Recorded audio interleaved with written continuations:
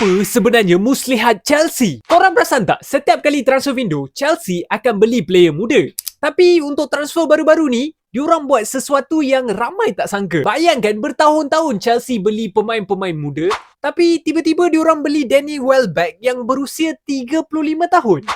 Tapi apa sebenarnya muslihat Chelsea? Adakah ini salah satu rahsia Xabi Alonso? Tapi korang jangan underestimate Welbeck. Korang jangan kata dia ni tua.